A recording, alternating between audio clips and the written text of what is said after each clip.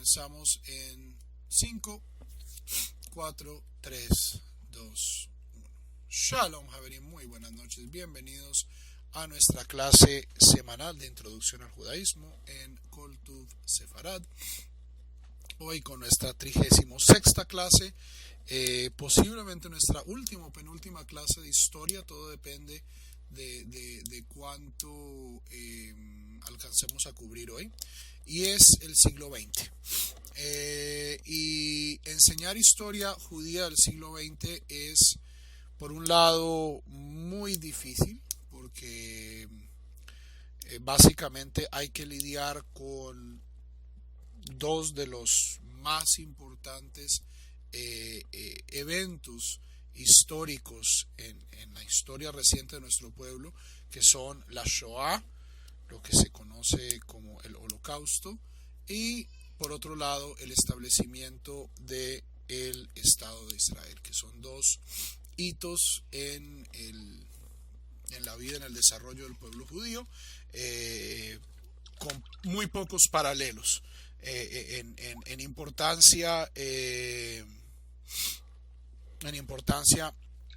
y en gravedad. Esa es la dificultad. La ventaja es que estos eventos son tan comunes, son tan conocidos, que no tengo que dar mucho preámbulo. Y de cierto modo, dado que son eventos recientes, pues no son difíciles de ir a estudiar. O sea, hay cientos. Si ustedes quieren estudiar historia de las guerras de Israel, ¿cierto? La guerra de la independencia, la batalla del Sinaí, la guerra de los 6 días, la guerra de Yom Kippur, la primera, segunda, tercera intifada, todo esto ustedes lo pueden encontrar con mucha facilidad en el internet, en castellano, y no tenemos pues que ofrecer un panorama tan claro. Entonces, vamos a ver si alcanzamos los últimos 50 años del siglo XX.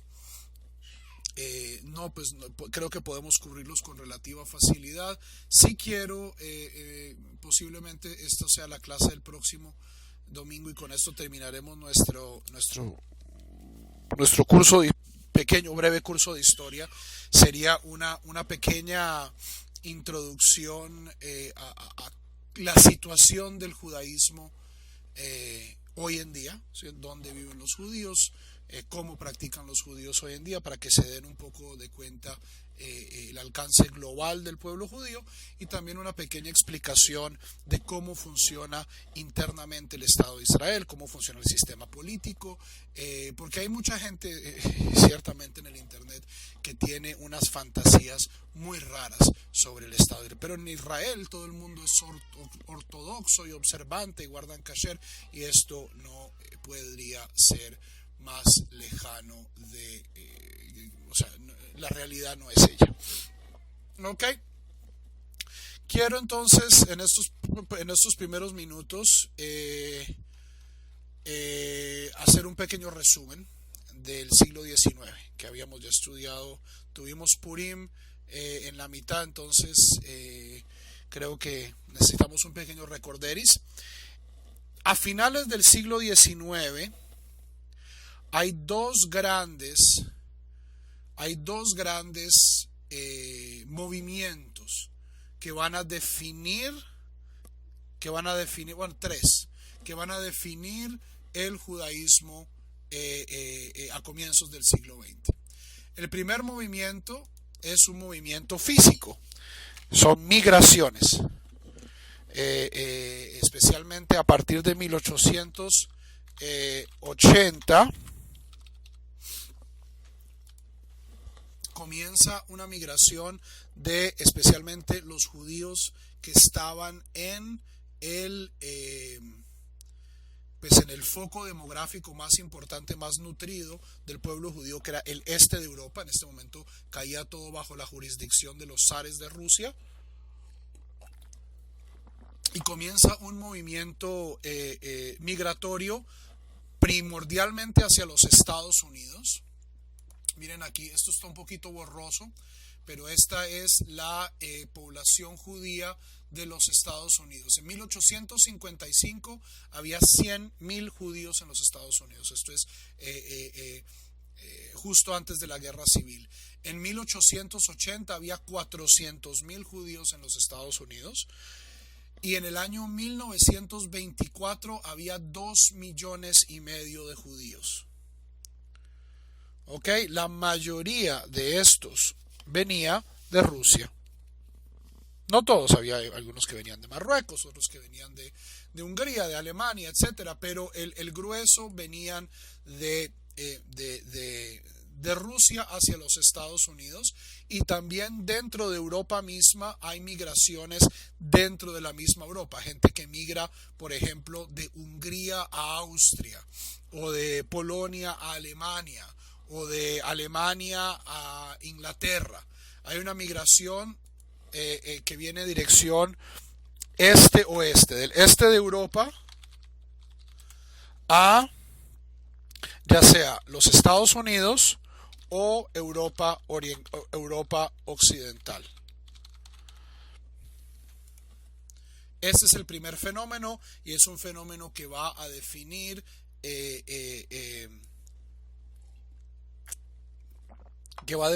la vida judía del siglo XX. El segundo fenómeno cultural, y bueno, acompañado de estas migraciones, Haverim, también hay increíbles cambios culturales y religiosos. Esto siempre ocurre, siempre que hay migración, siempre que yo me mudo de dirección, siempre que grandes grupos de personas cambian de país, cambia la cultura. El judaísmo de los inmigrantes a los Estados Unidos, a Alemania, a Inglaterra, no fue un simple trasplante de que yo llevé a gente del shtetl europeo, del shtetl polaco, y los trasplanto y los pongo en Nueva York y su judaísmo no va a cambiar. No, su judaísmo cambió radicalmente, y ciertamente el judaísmo de los hijos no era el mismo judaísmo de los padres, y el judaísmo de los nietos mucho menos era el judaísmo de los abuelos. Entonces, con estas migraciones también hay grandes cambios sociales, religiosos, culturales, que pues sería demasiado detallado nombrarlos en este momento, pero pues sepan que estos existieron, ¿ok?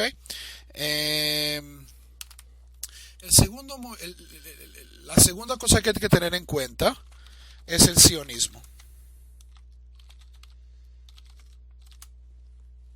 El primer congreso de Basilea, creo que es 1896, si no es 1896 es 1898, el primer congreso sionista. Teodoro Herzl convoca a un foro en la ciudad de Basilea, en Suiza, y vienen representantes. Es un éxito, es un hit. Y durante los próximos años, Herzl va a estar laborando de una manera infatigable, tanto así que el tipo eventualmente muere cansado, o sea, muere de exhaustión, tratando de hacer lobby para la creación de un Estado nacional judío en lo que en ese momento era una provincia del Imperio Turco Otomano, en Eretz Israel. Herzl se entrevista con los reyes de Inglaterra, se entrevista con los primeros ministros de Francia, con Bismarck, se entrevista incluso con el sultán de Turquía, y en este momento, al menos en el comienzo del sionismo, todo es tremendamente optimista. El sultán, los príncipes y los reyes del Medio Oriente ven con muy buenos ojos la llegada de personas, pues en este momento la migración se pensaba que iba a ser más que todo de judíos europeos a Eretz Israel, y el sionismo comienza con muy buena recepción política, y esto genera inmediatamente un movimiento de varias aliyot, es decir, de varios grupos de judíos, primordialmente del este de Europa, pero también va a haber aliyot del Levante, es decir, del Medio Oriente, de Yemen especialmente, de judíos que a veces caminando, a veces de maneras muy rústicas, se mudaron de su lugar a Eretz Israel siguiendo esta nueva doctrina del sionismo y ponen en marcha los elementos que en menos de 50 años después van a dar a luz al Estado de Israel en 1948. El sionismo entonces es una fuerza importante, es una fuerza que por un lado unifica y se nutre de muchas energías que estaban latentes en este mundo de Europa, del este de Europa. Había mucha gente que por ejemplo eran socialistas convencidos, pero no creían pues que la fantasía de la dictadura del proletariado fuera a acabar con el antisemitismo, y en el sionismo encuentran una razón de ser. Gente como pues David Greenberg, que va a ser David Ben Gurión, etcétera. Todos estos muchachos, la mayoría de ellos no religiosos, no solo no religiosos, sino antirreligiosos, se aburren y se cansan de esperar a Mashiach y se van a lo que es en este momento la provincia otomana de Palestina a establecer un hogar nacional. Y en el comienzo, como digo, es bastante positivo, tanto de de las autoridades turcas como de las autoridades europeas. Esto luego se va a complicar, pero el sionismo va a ser una fuerza importante, y en las grandes diásporas el sionismo va a ser uno de estos temas que va a dividir. En los Estados Unidos, por ejemplo, tanto la ortodoxia como la reforma se declaran abiertamente antisionistas. La mayoría de los rabinos reformistas decían: nuestro hogar está aquí en los Estados Unidos, nosotros no tenemos otro país, no queremos entrar en esta acusación que hasta el día de hoy se le arroja a los judíos de tener doble lealtad, ¿cierto? Yo soy leal a Israel y leal a los Estados Unidos. ¿Cuál es yo soy primero judío y primero norteamericano, o primero norteamericano y luego judío? Entonces, los rabinos reformistas claramente no, el sionismo, para la mayoría de ellos, había algunos de ellos muy involucrados con el sionismo, pero la mayoría de ellos no lo veían con buenos ojos, y ciertamente en los grupos más tradicionales el sionismo era no solo herejía por tratar de conseguir algo que pues supuestamente debía alcanzar Mashiach, sino recordemos que pues las personas involucradas primordialmente en la empresa sionista eran personas no solo poco piadosas, sino abierta e irredentemente antirreligiosas.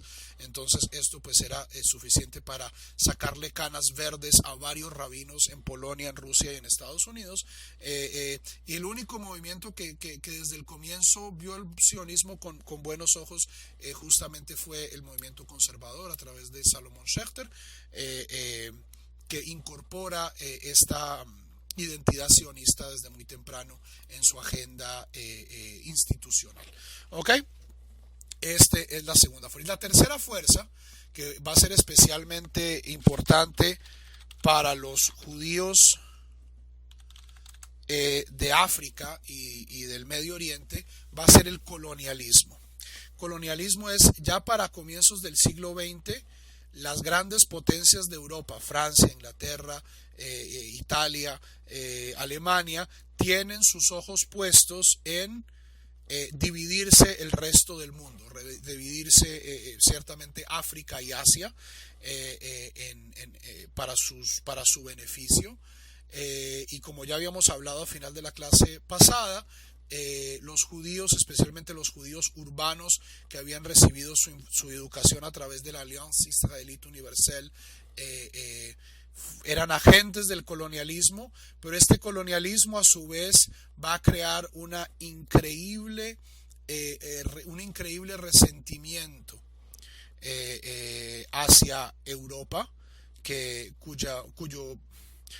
cuyos frutos estamos tristemente pagando hasta el día de hoy, en Bruselas, en París, en Madrid, sin entrar mucho en política, y y los judíos en el Medio Oriente van a ser vistos como esbirros, como agentes proxy del colonialismo europeo, y esto es lo que va a generar mucho de los roces y de los problemas con en, en Eretz Israel y en Marruecos, en Libia, en Tunisia, en Egipto. Va a generar pogrom, va a generar antisemitismo, y el colonialismo pues tiene como consecuencia inevitable la Primera Guerra Mundial, que es el catalizador que nos va a llevar a la Segunda y a la Shoah. Entonces, estos son las tres grandes fuerzas sociales que estaban moldeando al pueblo judío a comienzos del siglo XX.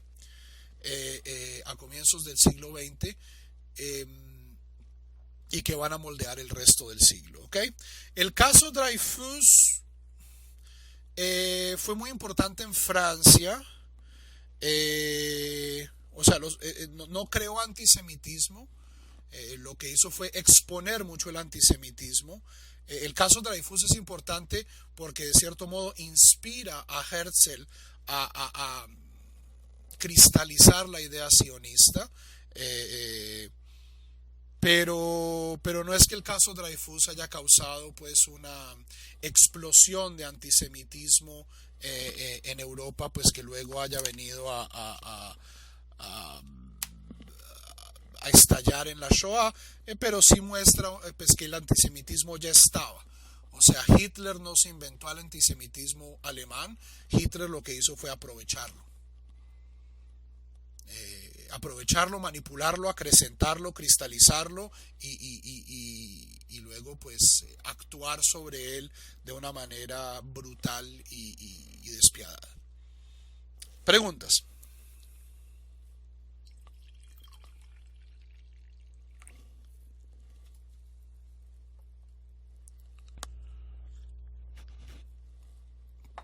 Ok.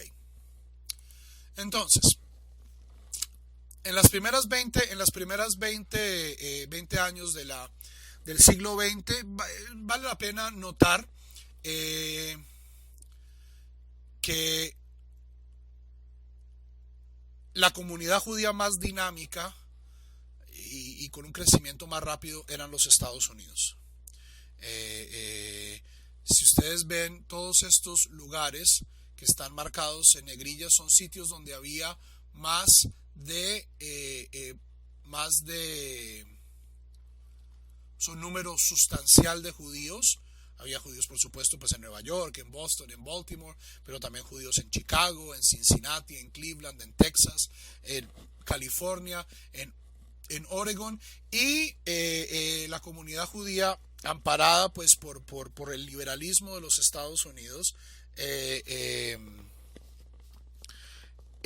pudo prosperar. Se crean toda una serie de instituciones filantrópicas y educativas, incluyendo las primeras seminarios rabínicos de los Estados Unidos. El primero de ellos es Hebrew Union College, que es reformista. El segundo de ellos es el Jewish Theological Seminary, que es donde yo me gradué, en Nueva York, que es una respuesta a la reforma. Y luego viene Yeshiva University, que es una respuesta de la ortodoxia al movimiento conservador que se crea. Entonces, una vida muy dinámica. 2 millones y medio de judíos para comienzos de la Primera Guerra Mundial, pero a comienzos del siglo XX los Estados Unidos cambia radicalmente de dirección. Es algo que nosotros estamos observando en este momento tristemente con la ascendencia de personajes coloridos como Trump, y es los Estados Unidos, después de un periodo de extrema liberalidad con los inmigrantes, pasa a una retórica de aislacionismo. De los Estados Unidos tiene que proteger sus intereses. Europa era vista por los Estados Unidos como un problema. Europa vivía de guerra en guerra, los franceses contra los alemanes, los austriacos contra estos, los italianos. y Estados Unidos veía que esto pues no tenía fin. Las naciones europeas estaban cada una tratando de ganar más colonias en África, en Asia, y esto genera un cierre de las fronteras que viene en muy mal momento, porque va a prevenir va a prevenir la inmigración de judíos que pues hubieran podido salvarse de la Shoah. Se ha dicho de paso, esto no solo es la norma en los Estados Unidos, sino es la norma en la inmensa mayoría de los países del hemisferio occidental, es decir, México, Colombia, Perú, Ecuador, tenían políticas de inmigración bastante restringidas, alimentadas pues por el ultraconservadurismo católico de sus gobernantes. El México revolucionario tiene problemas diferentes. Después de la Revolución Mexicana, México estaba en un proceso de reconstrucción, y llenarse de inmigrantes no era principalmente pues la primera estrategia para reconstruir el México que la revolución quería. En el caso de Colombia, de Ecuador, era porque las élites católicas de estos países no querían llenarse de judíos, de protestantes y de comunistas, y tal vez el único país en este momento, los únicos países que tenían unas políticas relativamente relajadas de inmigración eran Argentina, Chile y Brasil, que tenían era todo lo contrario. Ellos querían atraer a la mayor cantidad de europeos para, entre comillas, europeizar a las Indias. Entonces esto es cuando llegan toda esta serie de italianos, de españoles y también de judíos al Río de la Plata. En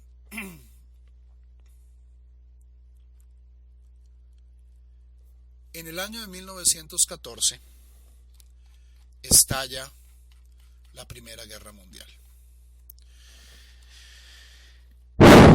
Y es el primer conflicto después de la Guerra Civil Norteamericana. La Guerra Civil Norteamericana había más o menos 10.000 soldados judíos en el norte y 2.000 soldados judíos en el sur. Y hubo enfrentamientos, incluso hay anécdotas de que soldados judíos del norte les tocaba cuidar prisioneros judíos del sur, pero nada se compara con el volumen de soldados que había en Europa. Recordémoslo, en este momento Europa es el sitio donde más judíos hay en el mundo, y cuando estalla la Primera Guerra Mundial es una guerra mundial, es decir, son todos los países del mundo con contadas excepciones, entre ellas Colombia, justamente por la godarria colombiana y por los intereses alemanes industriales en Colombia y por la proximidad de los Estados Unidos. Colombia decidió ser neutral en la Primera Guerra Mundial, pero este era un lujo que muy pocos países pudieron darse. Y lo que teníamos era entonces los aliados, Gran Bretaña y Francia. Rusia eventualmente sale porque tienen una pequeña cosa que se llama la Revolución de Octubre, que también fue desastrosa pues para los judíos, contra Alemania y sus aliados, que eran Austria-Hungría y, importante aquí notar, el Imperio Otomano. El Imperio Otomano que controlaba la mayor parte del Medio Oriente, incluido Eretz Israel, incluido Arabia Saudita, Jordania, Siria, Líbano, Egipto, etcétera, etcétera, etcétera. El Imperio Otomano entra en la guerra y vamos a tener aquí,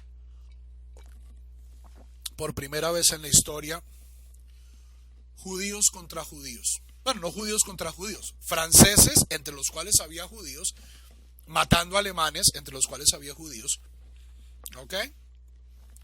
Y este infograma es bastante revelador. Miren el volumen de judíos que estaban sirviendo en los ejércitos de la época. En Gran Bretaña son 50.000, 8.600 de ellos murieron. En general ustedes ven, mueren más o menos un 10% de los soldados que participaron. Una guerra letal, letal, letal, letal, letal. Francia, 55.000 judíos que participaron, mueren 10.000, bastante alto el número de soldados franceses muertos. 6.000 soldados italianos, mueren 500, 320.000 de Austria-Hungría. Estos son los judíos checos, los judíos austriacos, los judíos húngaros, mueren 40.000 durante la Primera Guerra Mundial. En Alemania, que había 100.000 judíos participando de la guerra, mueren 12.000. Son las cosas tristes. Bueno, o sea, la Shoah es impensable, pero una de las cosas más tristes de la Shoah para los judíos alemanes, que estaban muy orgullosos de Alemania, es que mucha gente se fue a los campos de concentración con sus medallas de la Primera Guerra Mundial. O sea, gente que había sangrado, perdido piernas por Alemania, 30 años después iban a ser traicionados por su país. ¿Ok? Rusia, 650.000 soldados judíos, mueren 100.000. 100.000 soldados judíos mueren en Rusia. Y en el Imperio Otomano, 18.000 soldados, mueren 1.000. Pero lo importante es que la Primera Guerra Mundial la ganan los aliados. Es decir, la ganan Francia e Inglaterra. ¿Y qué es lo primero que hace Francia e Inglaterra? Es dividir el Medio Oriente. Eso es lo más importante. O sea, la Segunda Guerra Mundial tiene dos grandes consecuencias para estos tres modelos. Por un lado, la Primera Guerra Mundial intensifica el colonialismo y va a generar gran desazón social en Alemania. O sea, Alemania, como perdió la guerra, es obligada a los términos del Tratado de Versalles, que es un tratado cuyo propósito era humillar a Alemania y dejarla, o sea, neutralizar a Alemania.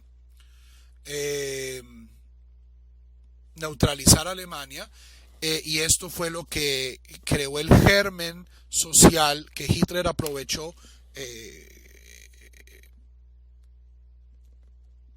canalizándolo a través del antisemitismo, que le permitió llegar a la Segunda Guerra Mundial y a la Shoah.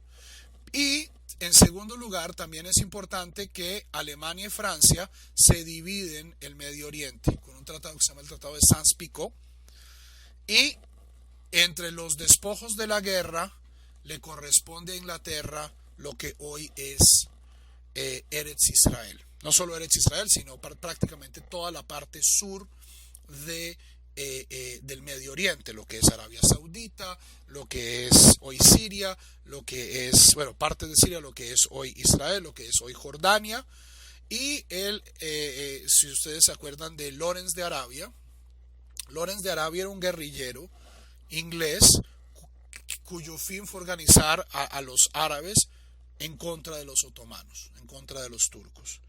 ¿Ok? Y para hacer esto, pues Inglaterra se endeudó un poquito, endeudó políticamente, prometiéndole favores a esta casa principesca y a esta casa. Entonces a la familia de Saud se le promete Arabia Saudita, a la familia de los hachemitas se les promete el reino hachemita de la Transjordania, y así.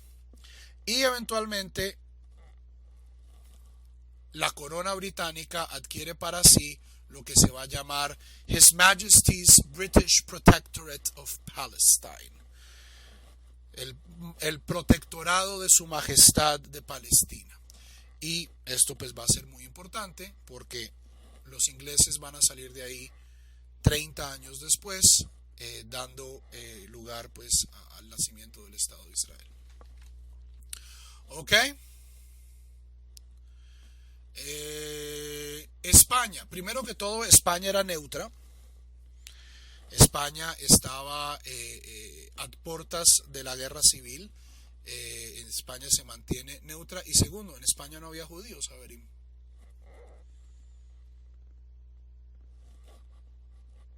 Cuando los reyes católicos expulsan a los judíos en 1492, los expulsan con ganas.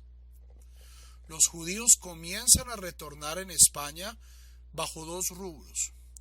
Por un lado, cuando España conquista el Marruecos español, es decir, el norte de Marruecos, ahí hay varias ciudades como Melilla, Ceuta, Tánger, que tenían comunidades judías.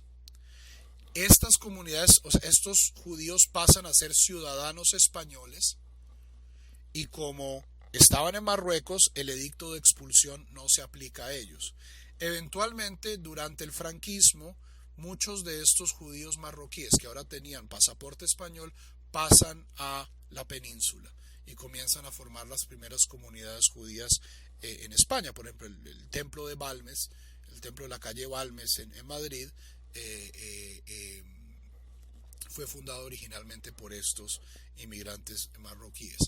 Y dentro de la guerra civil española había muchos judíos comunistas y anarquistas que vinieron de los Estados Unidos, de Polonia, de Rusia, a luchar en brigadas, pero la mayoría de esta gente no se quedó en España, sino pues que una vez derrotados, la república fue derrotada, pues esta gente salió corriendo de Franco. En 1900 estaba vivito y coleando el edicto de expulsión.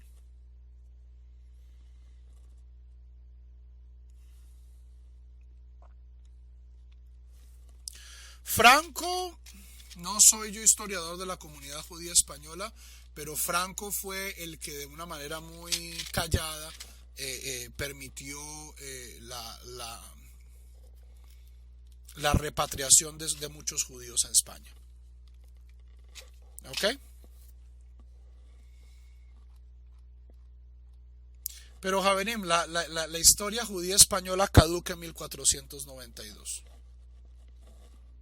Con todos esos esfuerzos ahorita del gobierno español de congraciarse con el pueblo judío, en mi opinión son paños de agua tibia que llegan demasiado tarde. Pero,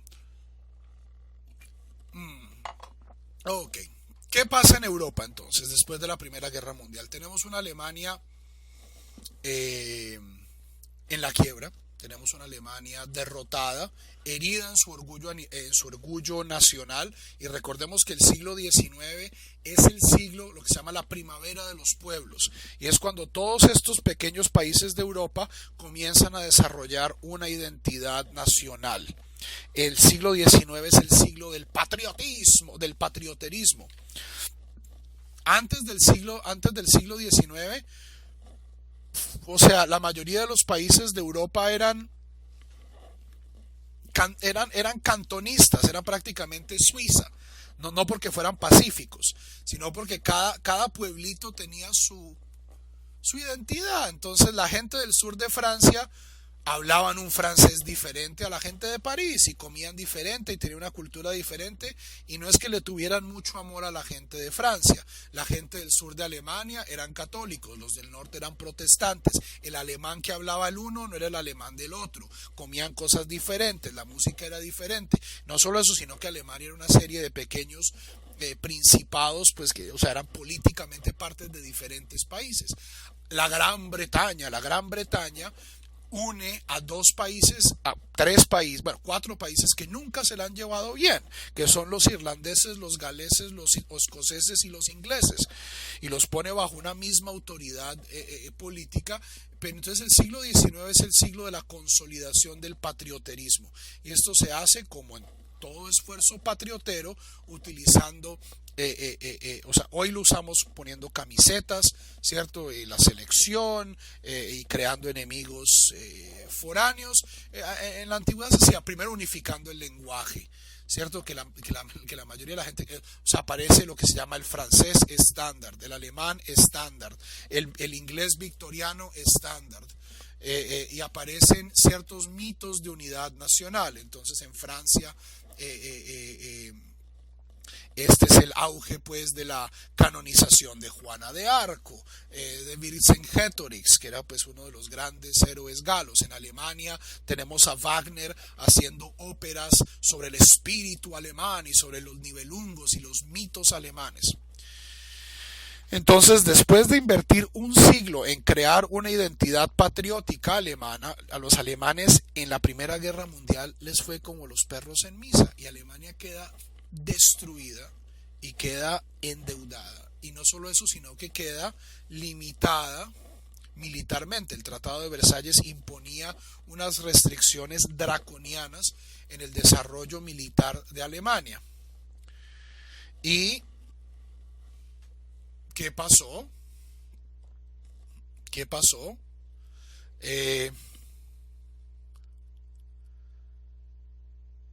Oportunistas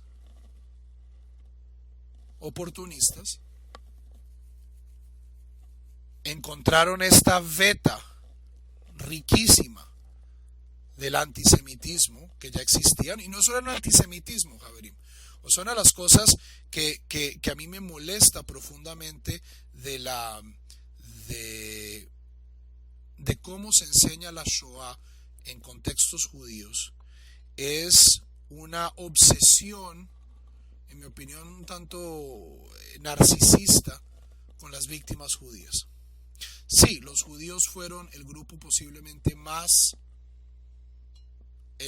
atacado, ciertamente fueron los que más víctimas pusieron, o sea, de exterminio, o sea, no estamos hablando de víctimas militares. En Rusia murió muchísima gente, en los bombardeos aliados murieron muchísimos alemanes, pues eran, o sea, víctimas, pero esta gente fue, o sea, fue separada y atacada justamente para ser exterminados. Pero, o sea, en Alemania los judíos eran el chivo expiatorio más grande de toda una familia de chivos expiatorios. ¿Cierto? También ahí estaban los gitanos, los homosexuales, los comunistas, los testigos de Jehová, básicamente toda una serie de comunidades periféricas, de comunidades de minorías, eran atacadas. El discurso racialista nazi, lo primero que decía era que los alemanes tenían que dejar de tener hijos deficientes. ¿Ok? Entonces, o sea, la primera víctima del nazismo, antes incluso de los mismos judíos, fueron los mismos alemanes. Gente que se les hizo eutanasia, eran esterilizados, y todo esto eran ciudadanos alemanes, goyim alemanes, a los cuales se les estaba echando la culpa de que esto es una carga social, de que estos son indeseables, que estos son desechables, personas desechables. Ahora, a los judíos era un poquito más difícil echarles la culpa de que eran cargas sociales. ¿Por qué? Porque en este momento los judíos alemanes eran una minoría en Alemania, sí, pero una minoría profundamente exitosa en negocios, a nivel profesional, ¿cierto? Si ustedes miran la lista de premios Nobel alemanes de la primera mitad del siglo XX, la inmensa mayoría de ellos eran judíos. Einstein, ¿cierto? O sea, comenzando por Einstein y de ahí para abajo. Los filósofos del círculo de Frankfurt, o sea, toda esta gente eran... los judíos eran una parte muy importante de Alemania, y no podía salir Hitler simplemente a decir, es que esta gente no está contribuyendo, sino que comenzó un proceso lento de alterización. de alterización. ¿Qué es alterizar? Es volver a la persona un otro. Volver a una persona un otro. Usted es diferente a mí. Usted es diferente a mí, no solo diferente, sino que usted es malsano. Y eso se demoró varios años. Y fue apoyado por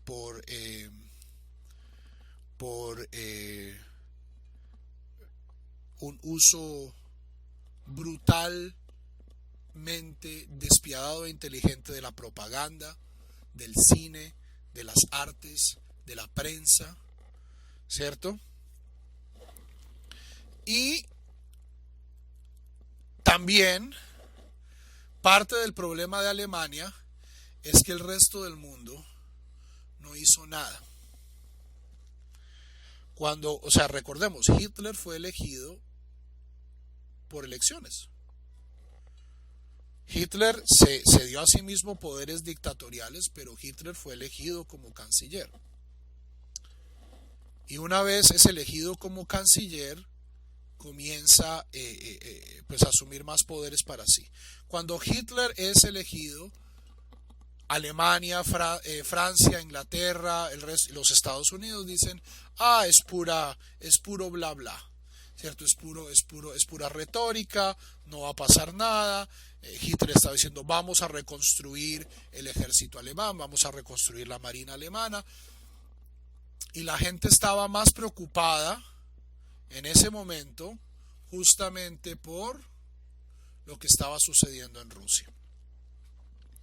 En el año 1917 la revolución bolchevique tumba al zar.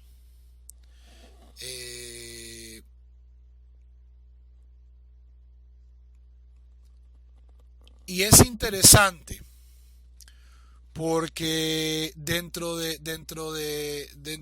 especialmente dentro de los círculos mencheviques, estaban los bolcheviques y estaban los mencheviques, que eran otros comunistas que pensaban diferente a Lenin. Había muchos judíos. También dentro de los bolcheviques estaban los bundistas, que ya habíamos hablado hace dos clases, que eran nacionalistas judíos comunistas. Estaba Trotsky, y los judíos en Rusia, especialmente bajo Lenin, bajo Lenin los rusos sufrieron y los judíos rusos estaban entre los rusos, hasta donde yo sí, la religión judía como la iglesia ortodoxa rusa sufrió mucho bajo los comunistas. Esto es cuando el Rebbe de Lubavitch, el previo Rebbe, no el Rebbe de Lubavitch, no el Rebbe, sino el suegro del Rebbe, el Tzemach Tzedek, que no el Tzemach Tzedek es el papá es el Yitzhak Yosef Schneerson. Lo mandan a prisión, una serie de rebes, de líderes religiosos, de gente que quiere mantener su religión en Rusia, sufren mucho, pero Stalin va a ser mucho más antisemita. En el comienzo los judíos rusos sufren porque el resto de Rusia estaba sufriendo. Sí, los judíos religiosos sufren persecución por religiosos, como estaban sufriendo todas las iglesias y todas las denominaciones entre Rusia. Entonces Occidente está preocupado ahorita es por el oso moscovita, ¿cierto?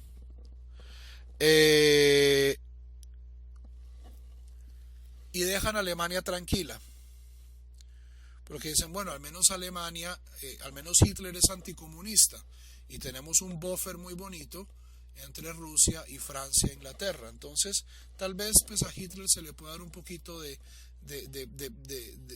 pita, de cabulla, de licencia, porque primero que todo el tipo está hablando es pura retórica, y convenientemente es un buffer en contra de Rusia. Y qué equivocados estábamos todos.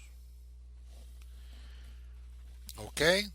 Después como dice Alejandro, después de la crisis económica del 29, la situación en Europa se desestabiliza y comienza a armarse el ejército alemán. Eventualmente en el año 39 invade los Sudetes checoslovacos y comienza la Segunda Guerra Mundial.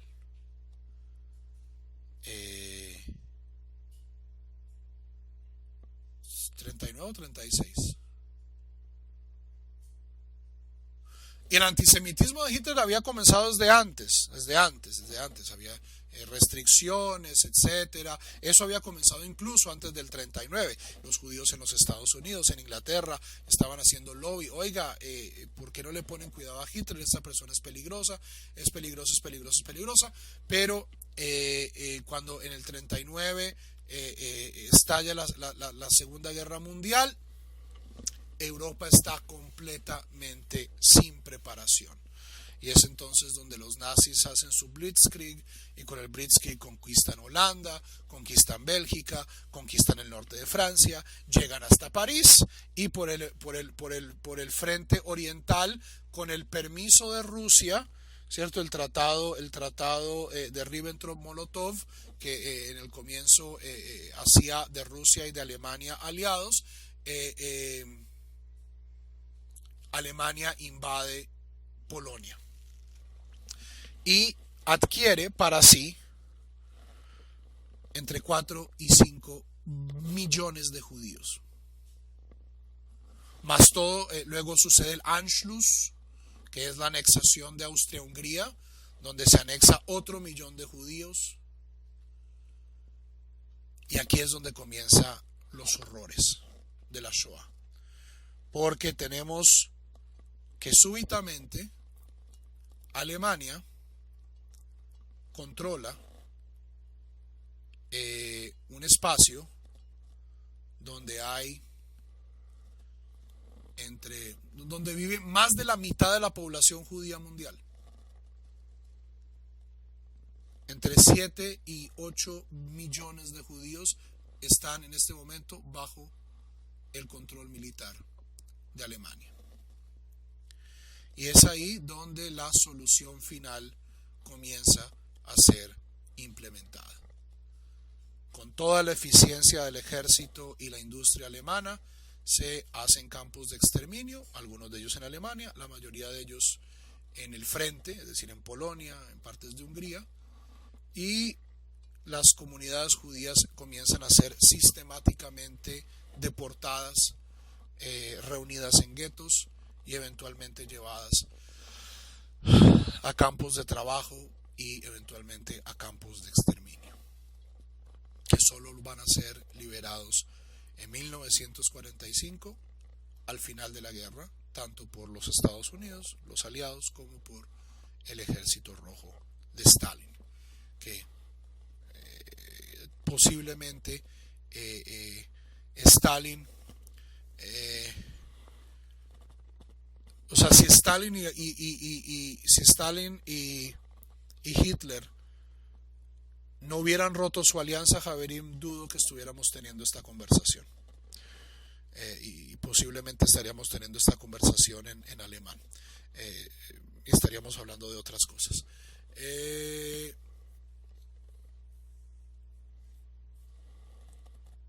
Libros sobre la Shoah hay muchos, tanto de historia como de novela, como de crónica. Es un tema fértil de estudio, que pues pueden estudiarlo con atención.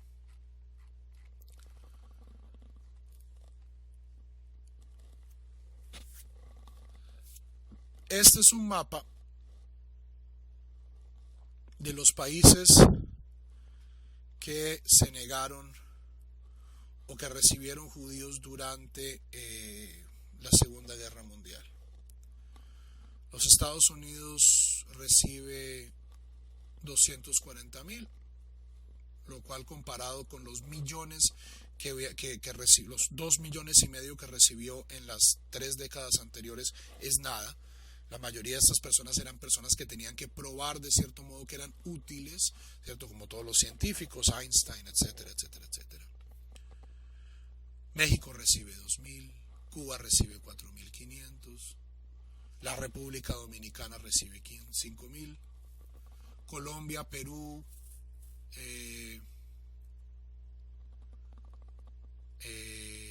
no reciben prácticamente a nadie. Y es en el cono sur, en Argentina, en Chile, en Brasil, en Uruguay, en Bolivia, donde comienza a haber inmigración.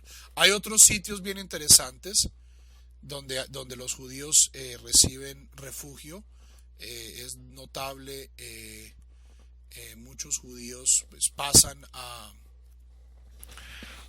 la República, a lo que es en este momento la Unión de Repúblicas Socialistas Soviéticas. Muchos de ellos emigran a Palestina, a pesar de que durante la guerra Churchill declara una cosa que se llamaba el Libro Blanco. El Libro Blanco era una limitación de inmigración judía al protectorado británico de Palestina durante la guerra. Tanto así que el Yishuv, que eran los judíos que ya estaban viviendo, o sea, los judíos sionistas que estaban viviendo en Israel desde hace 50 años, o incluso muchos años más, o sea, esta frase se le adjudica a Ben Gurión, dijeron, nosotros vamos a pelear la guerra como si no hubiera libro blanco, es decir, vamos a hacer muchos, o sea, los primeros generales del ejército israelí fueron todos entrenados por el ejército británico, y eran parte del ejército británico, y dice, vamos a luchar contra el libro blanco como si no hubiera guerra. Es decir, vamos a seguir tratando de meter gente, a pesar de las restricciones, al Yishuv. Eso es lo que se llama la Aliyah Bet, que se pone mucho más grave cuando termina la guerra, y hay un montón de refugiados judíos, 1 millón de personas buscando hogar, sobrevivientes de la Shoah, la mayoría de ellos, y Inglaterra todavía no quiere dejarlos entrar, y es donde sucede lo que se llama la Aliyah ilegal, la Aliyah Bet. Si quieren pues ver una versión un tanto edulcorada, ¿cierto? De esto, pues la película Exodus con Paul Newman, y el libro de la novela de Leon Uris, que es una gran novela. Es una versión un tanto inocente de esa época, pero ciertamente es una gran novela. Y está traducida al castellano, Éxodo de Leon Uris, o la película con Paul Newman, es una película buenísima. En muchos lugares, los cónsules de países adyacentes a Europa dieron visas a judíos. Tenemos casos heroicos. Por ejemplo, el cónsul japonés en Dinamarca, si mal no estoy, o en Suecia, el embajador Sugihara, comenzó a dar visas. Todo el judío que llegaba le daba una visa de tránsito para Japón. Tanto así que el tipo incluso dicen que estaba firmando visas y botándolas por la ventana del carro cuando se lo estaban llevando. Cuando se lo estaba llevando la policía. China, el gobierno de Chiang Kai-shek recibe a 25.000 judíos en Shanghái. La mayoría de estos judíos ortodoxos de Lituania, y durante varias décadas hay las yeshivot, la Mir Yeshive se restablece en Shanghái. Y es muy interesante que estos yeshivot pasan de Lituania a China y luego se restablecen ya sea en Nueva York o en Israel. Hay una historia que no sé si sea apócrifa, posiblemente suena apócrifa, pero es una muy buena historia de todos modos, que dice que cuando llegan estos judíos a Japón, el embajador alemán está furioso. ¿Cómo así ustedes son nuestros aliados? Ustedes son parte del eje. ¿Cómo así que están recibiendo a los enemigos del Reich? O sea, ¿cómo así? Y entonces Entonces el emperador Hirohito dice, bueno, quiero hablar con ellos. Y llama a uno de estos rebes, pues, y se presenta. Entonces el rebe es uno así, con sus sombreritos, su barbita, rodeado pues de la pompa y la gala de la corte imperial japonesa.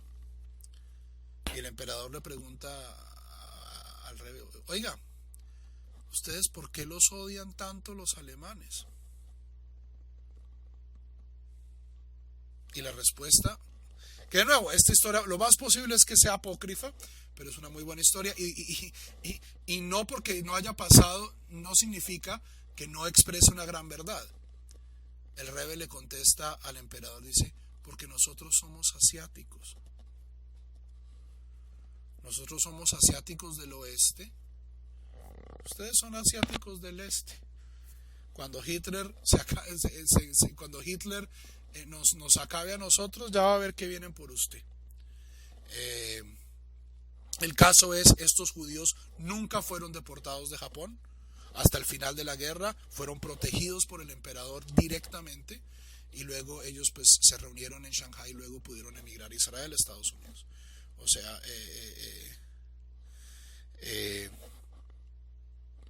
los japoneses, a pesar de ser parte del eje, a pesar de ser aliados de los alemanes, recibieron refugiados judíos durante la guerra.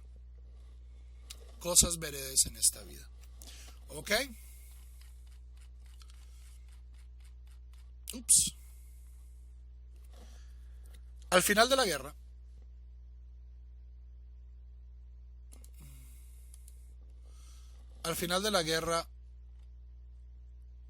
esta era la realidad horrible a la que se enfrentaba el pueblo judío.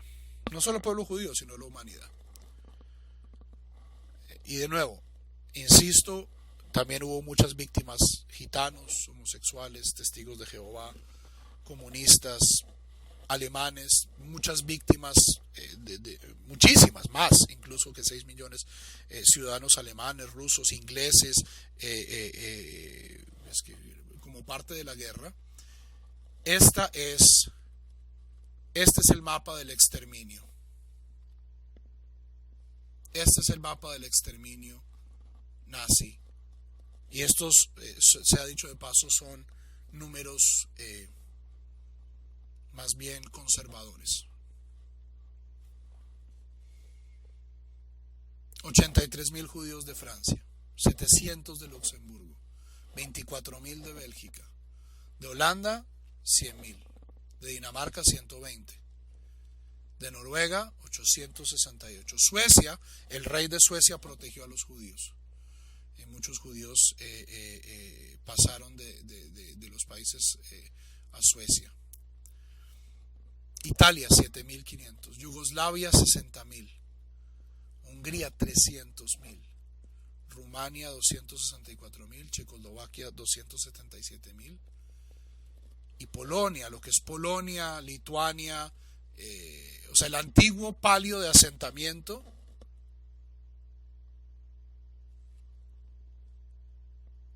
Grecia 65.000. Mueren 4.565.000 judíos, 1.5 de ellos niños.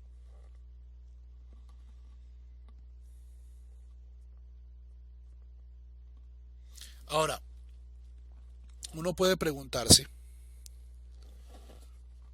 esta es la figura tal vez más intrigante de todas: ¿por qué en Alemania murieron tan poquitos judíos? Y la respuesta es porque los judíos alemanes de cierto modo la vieron venir. Ellos les tocó lidiar con Hitler desde el comienzo. Muchos se fueron a Estados Unidos, muchos se fueron a Inglaterra, muchos se fueron a Palestina, muchos se fueron a otros sitios. Mientras que los judíos polacos, y recordemos, aquí esta era la madre demográfica del judaísmo. La mitad de los judíos del mundo vivían en el palio de asentamiento. Pasaron de la noche a la mañana a estar bajo dominio militar alemán. ¿Ok? Por el Blitzkrieg esto fue en cuestión de meses, semanas, que Alemania conquista el este de Europa. La combinación de panzers, divisiones aéreas y la nueva Wehrmacht, esto fue completamente sorpresivo. Y súbitamente estos judíos no tienen para dónde irse. En la Shoah murieron judíos ateos y murieron judíos piadosos. Judíos alemanes que ni eran judíos, eran nietos de judíos, que habían crecido como buenos luteranos o como buenos católicos, igual acabaron en el horno. Hasidim de Polonia, que habían rehusado a emigrar a Estados Unidos, a Eretz Israel, porque sus rebeldes les dijeron, aquí es donde toca estar, este es el único sitio donde nosotros podemos vivir la vida de nuestros ancestros. Tristemente muchos de esos mismos rebeldes fueron sacados del país justo a tiempo y se salvaron. Otros de ellos también perecieron en los campos.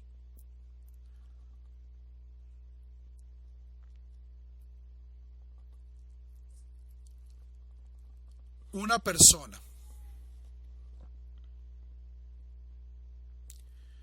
un judío, hablemos en este momento exclusivamente desde una perspectiva judía, un judío que piense que esto no cambia el juego, que nosotros podemos seguir siendo judíos exactamente en la misma manera que fuimos judíos antes de la Shoah, es o un héroe o es un imbécil. O sea, o tiene una fe a prueba de balas o se está engañando. Y Javerim, hay días en que yo no sé dónde estoy. Este es el abismo histórico que ocurrió hace 70 años. Javerim, yo he tenido profesores que a mí me enseñaron Talmud, tienen los tatuajes para probarlo. O sea, esto no pasó, esto no fue, sí, ha habido genocidios mucho más destructivos en la historia de la humanidad. Genghis Khan mató, que creo que es 20% de la población de Asia. 20%. Los españoles, entre viruela, espada y cruz, mataron 90 millones de nativos americanos en las primeras décadas de la conquista. En términos numéricos, la Shoah de la Segunda Guerra Mundial posiblemente no es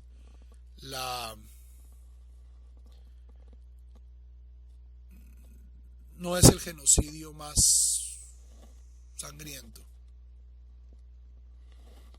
de la historia de la humanidad. Pero la manera en la que fue hecha y por quién fue hecho, ¿cierto? Los alemanes no eran Genghis Khan. Los alemanes era el pueblo de Beethoven, era el pueblo de Mozart, el pueblo de Kant. Era gente, o sea, como ustedes han visto la lista de Schindler, que estaban tocando Mozart mientras gente estaba muriendo en el cuarto adjunto. La Shoah no es el peor genocidio de la historia en términos numéricos, pero hasta lo que hemos visto nosotros, y tal vez nosotros tengamos un prejuicio porque nos toca a nuestra comunidad, pero la manera en la que fue hecho yo creo que muestra aspectos irredimibles de la maldad humana.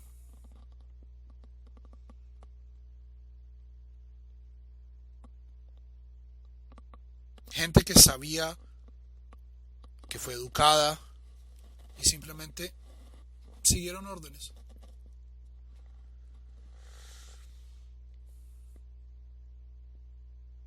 Y nosotros como judíos tenemos que responder a la Shoah.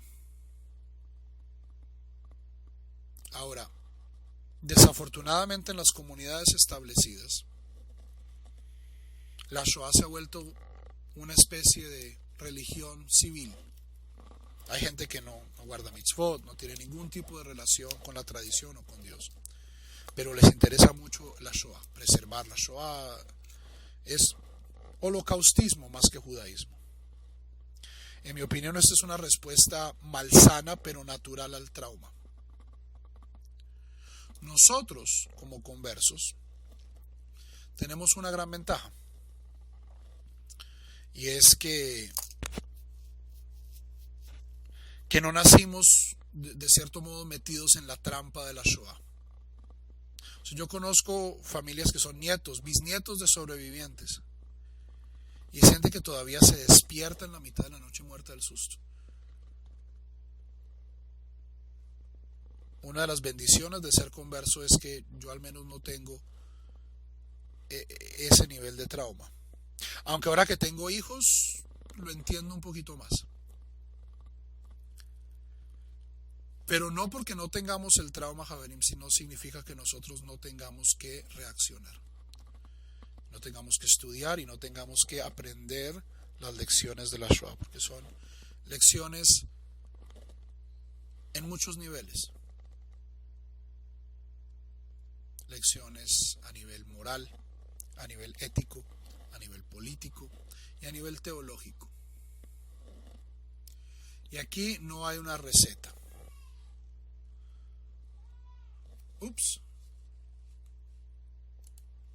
No hay una receta. Pero el que diga que puede entender la Shoah y me la puede explicar, de nuevo, esta persona o es un genio o es un imbécil.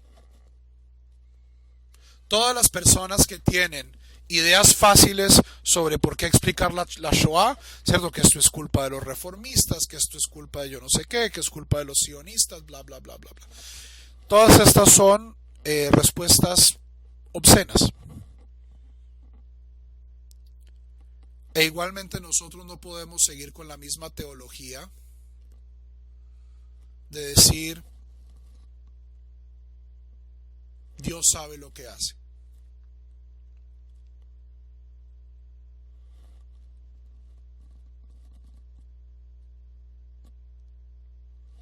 Ahora, yo no tengo una respuesta. ¿Por qué Dios permitió la Shoah? Yo no sé. No tengo ni idea. No sé cómo funciona Dios. Yo en general trato de no especular sobre la naturaleza de Dios. De si Dios puede intervenir, si quiere intervenir. Pero lo que yo sí estoy seguro es que en los hornos de Auschwitz hay algo fundamental, posiblemente en el pacto mismo, en el Brit, y si no al menos en nuestra reacción al Brit, que cambió fundamentalmente. Y todavía estamos muy cerca del fuego para entender qué fue lo que fue.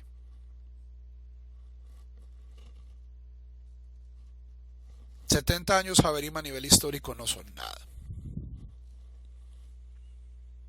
Posiblemente nuestros nietos y nuestros bisnietos entiendan de qué modo el pueblo judío puede entender esto. Pero en este momento cualquier explicación fácil de la Shoah es o obscena o falsa.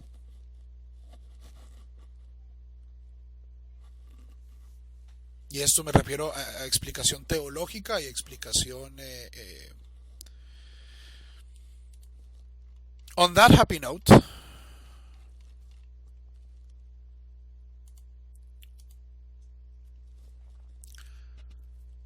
Pasemos a una breve historia del sionismo.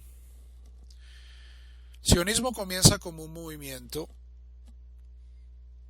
liderado por judíos europeos del centro de Europa, es decir, judíos mayoritariamente asimilados de Alemania, de Austria, de Francia, de Inglaterra, para crear un país, un hogar nacional judío, en algún lugar del mundo. La idea de Herzl es la tierra pues histórica del pueblo judío, de Eretz Israel. Aunque hubo otras posibilidades, ¿cierto? El gobierno británico durante unos años consideró darle a Uganda, en el este africano, a los judíos para asentarse. La respuesta de Stalin fue crear la República Socialista Soviética Autónoma de Birobidzhan. Birobidzhan, eso es en Kamchatka, eso es en la costa pacífica de Rusia, lejos. Y era un sitio donde los judíos iban a vivir allá su ideal comunista y hablar yiddish. Esa fue la respuesta socialista. Eventualmente los judíos, bueno, el sionismo se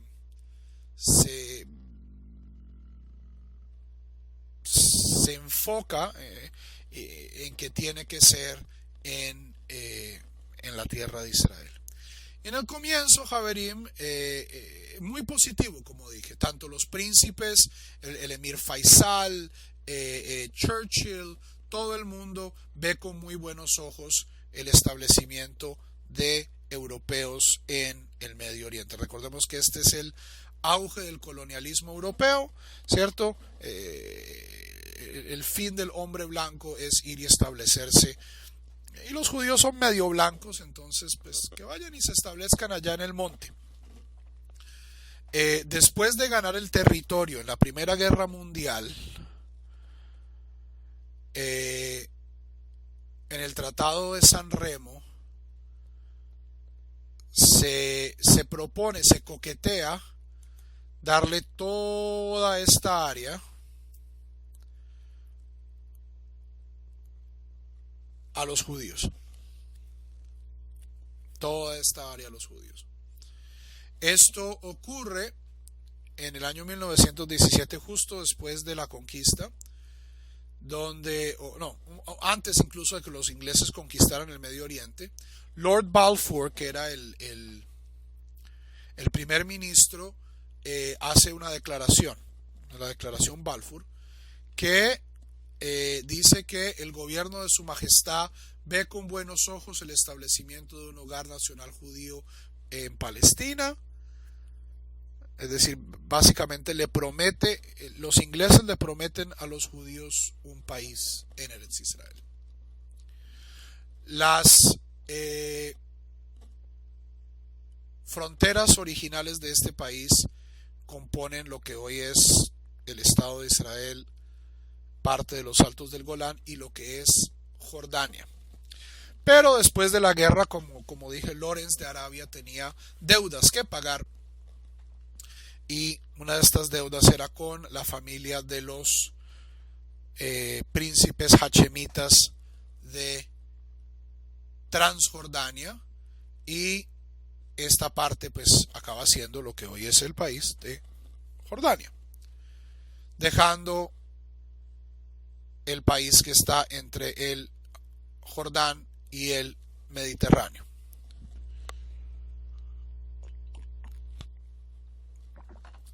Antes de la Primera Guerra Mundial, la estrategia del sionismo había sido la de comprar tierra, especialmente en lo que es Galilea, el Negev, y pues, en donde se pudiera, de los dueños de estas tierras, que eran generalmente personas adineradas en Damasco, en Beirut o en la misma Istambul. Recordemos que esto era una provincia turca.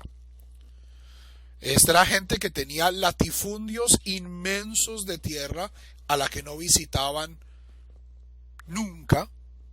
Y a través del Keren Kayemet de Israel, el fondo para el establecimiento de Israel, estas tierras son compradas, los Rothschild colaboran, varios filántropos judíos norteamericanos colaboran, pero también hay un proceso, o sea, este es uno de las grandes instituciones sionistas, que es la cajita azul de Cacal. Keren Kayemet de Israel, se conoce como una sigla Kuf Kuf Lamed, eh, y era una push, que era una alcancía de hojalata azul, que se entregó pues por toda la diáspora, especialmente en los Estados Unidos, y los niños, las familias ponían monedas, ¿cierto? Ponían monedas, sedacas, ¿cierto? El cambio, las vueltas, y eventualmente esta plata la donaban. Entonces no solo fue, o sea, no caigamos en el mito fácil de que esto fueron las tres familias oscuras de los protocolos, de los sabios de Sion, ¿cierto? De los Rothschild y los Rockefeller. Los Rockefeller, primero que todo, nunca fueron judíos. Los Rockefeller son más goy que nadie. Yo no sé por qué todo el mundo piensa que los Rockefeller son judíos. Esto también fue una cuestión popular, o sea, la gente...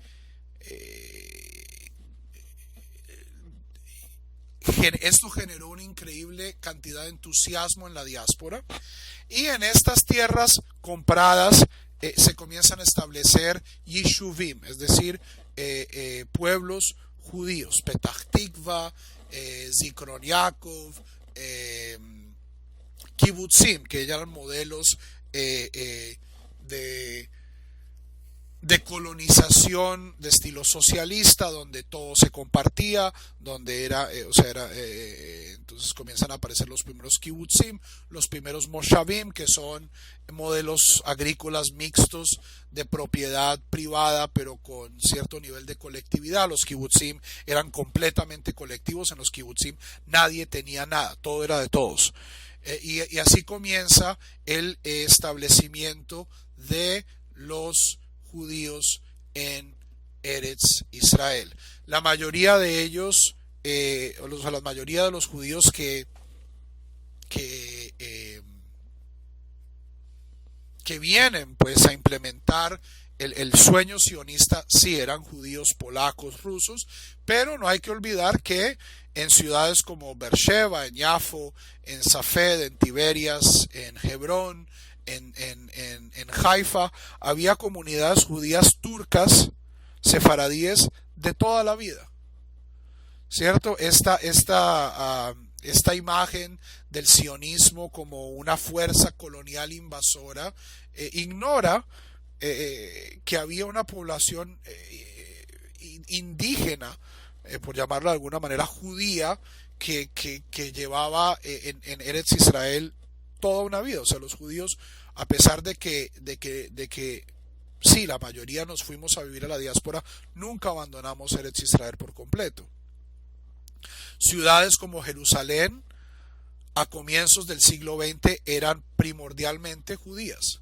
La mayoría de las personas que vivían en Jerusalén a comienzos del siglo XX eran judías. Hebrón, la misma cuestión. Safed, la misma cuestión. Sí, había también habitantes árabes nativos, pero también había comunidades indígenas judías desde siempre.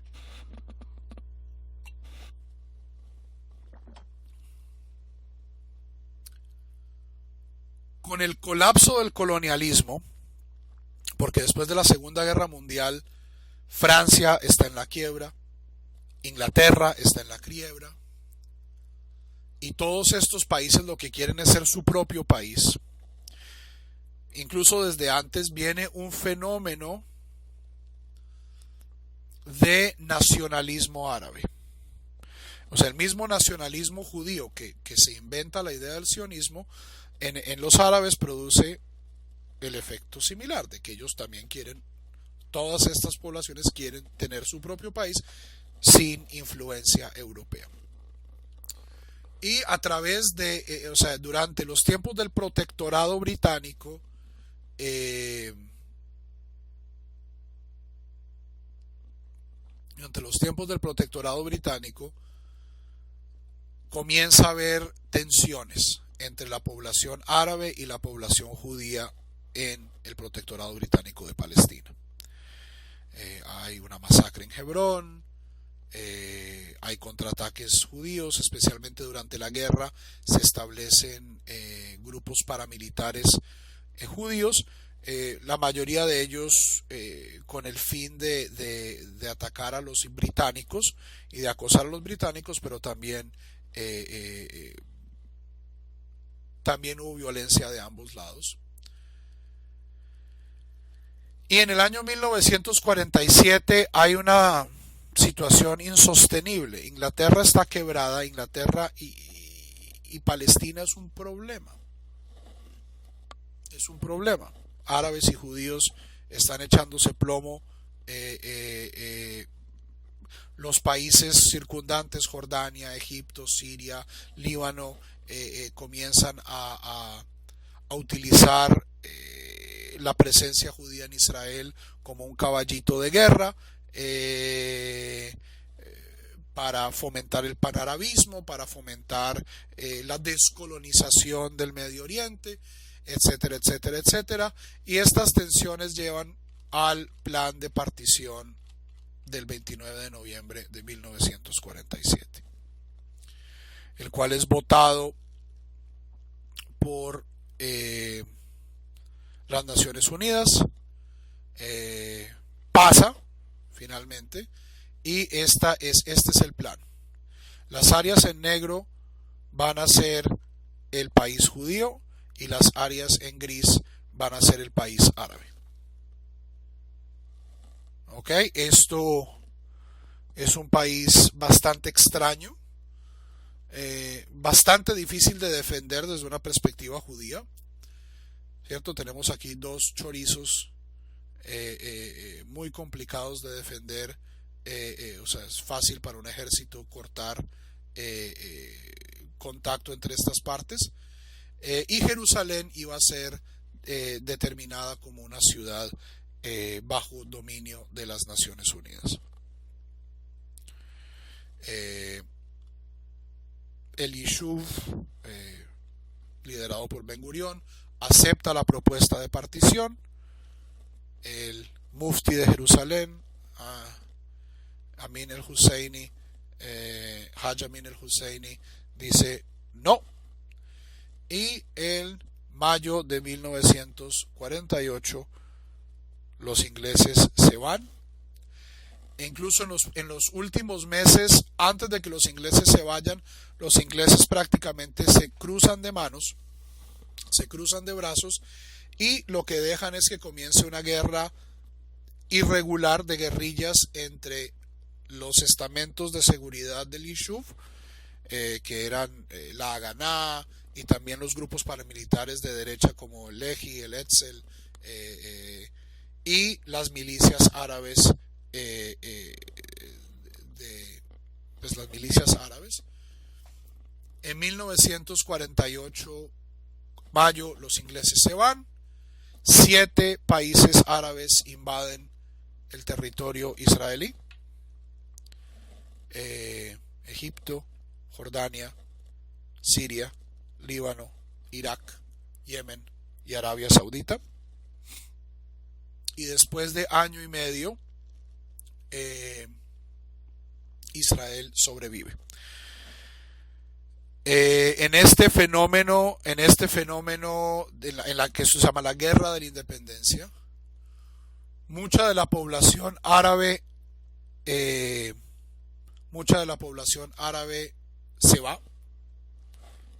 Hay diferentes narrativas. En muchos casos la población árabe le cree a los ejércitos que venían diciendo: quítense de ahí, vamos a echar a los judíos al mar y ya ustedes van a poder volver sin ningún problema.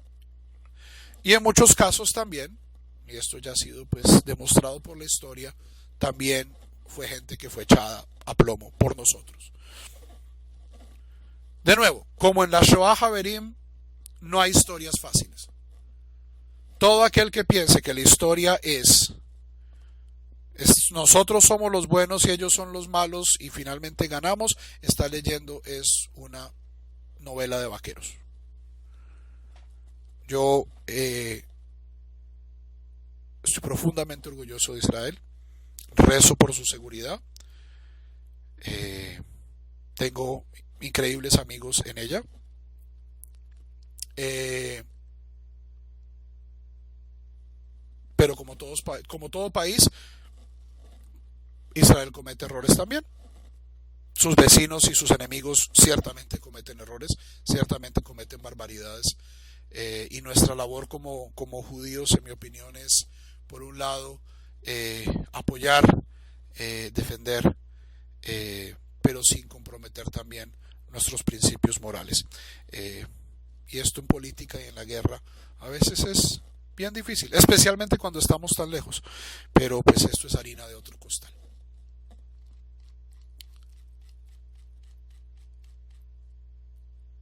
En los últimos 68 años, Israel ha entrado en muchas guerras, la guerra de los 6 días, la guerra... Esto ustedes todo pueden revisarlo, esto no necesito entrar en detalle. eh, Estas guerras pues están bien documentadas, eh, y me interesa mucho más que las guerras de Israel mostrar cómo funciona Israel hoy en día, cómo funciona Israel políticamente, cómo funciona Israel culturalmente, religiosamente. Creo que esto es mucho más provechoso para una persona que está entrando al pueblo judío. Dar una clase pues de historia de Israel es algo que está más allá de mis capacidades y que creo que otras personas pueden hacer de una manera muchísimo más muchísimo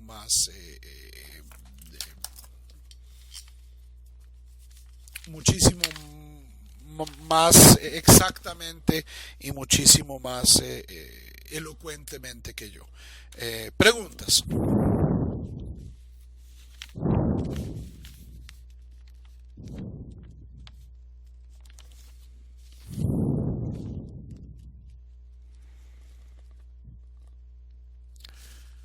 Entre estas, Nadav, Diógenes, Henry, Ivette, Javier y los Fernández llegaron.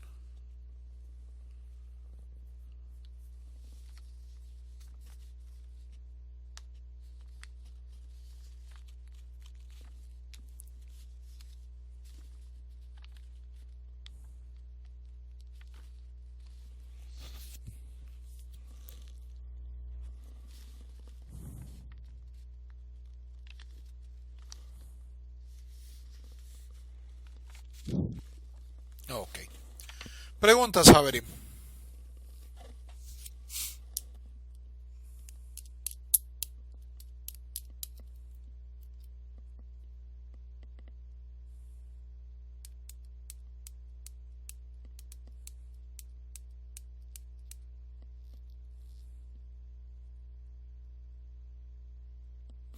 Se me olvida decir una cosa. Es importante notar que una vez se establece el Estado de Israel, comienza un proceso de migración que trata eh,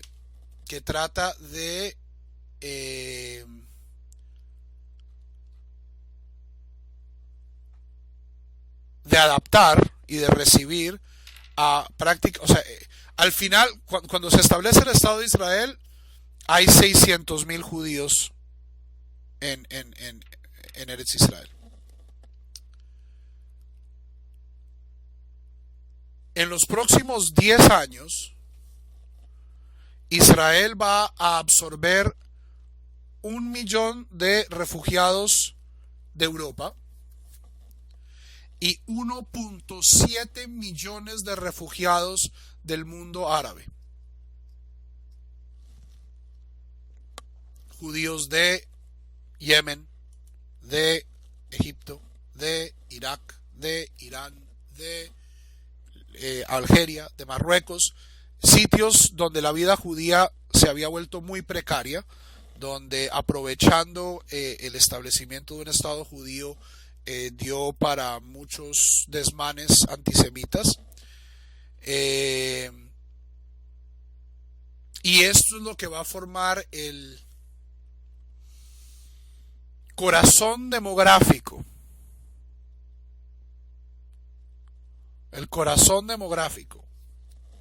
de el Israel contemporáneo. La mayoría de los judíos, el 60% de los judíos en Israel hoy son de origen oriental, es decir, son judíos del mundo árabe.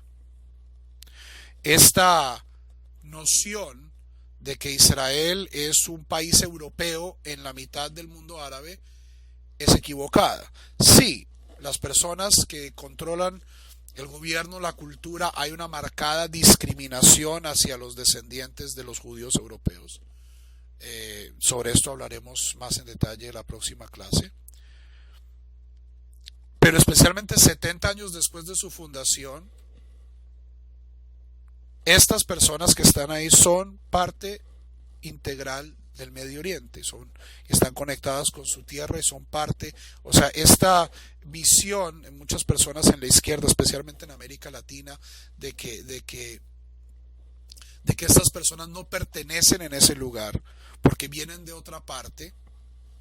Bajo esa misma lógica, pues todas las personas de origen europeo en México y en Colombia deberíamos devolvernos a España. O sea, no solo es impracticable, sino que es absurdo. Y hay que entender que la mayoría de la población de Israel son judíos del Medio Oriente, o incluso, o sea, la mayoría de ellos no lo asume. En Estados Unidos se ha vuelto un poco más, son lo que se llama judíos árabes. Son judíos que durante la mayoría de su historia han hablado el árabe, pertenecen a la cultura árabe, a la cultura del Medio Oriente, y que fueron en muchos casos expulsados de los países en los que llevaban viviendo por siglos y fueron refugiados ahí. Entonces, esto me parece que es una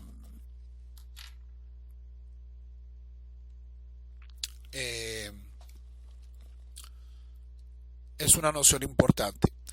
Ahora, con respecto a la pregunta de Teresa, si había, o sea, es innegable que tanto como había una población autóctona judía en Eretz Israel, también había una población autóctona árabe en Eretz Israel. Pero tampoco es posible negar que muchos árabes inmigraron también a Palestina, en parte por la prosperidad que crearon los kibutzim y la presencia judía. Entonces, por ejemplo, la familia de Arafat, parte de la familia de Arafat era de Alejandría, eran egipcios, era gente que emigró y que venían de otro lugar, que venían de Jordania, que venían de Siria. No todos.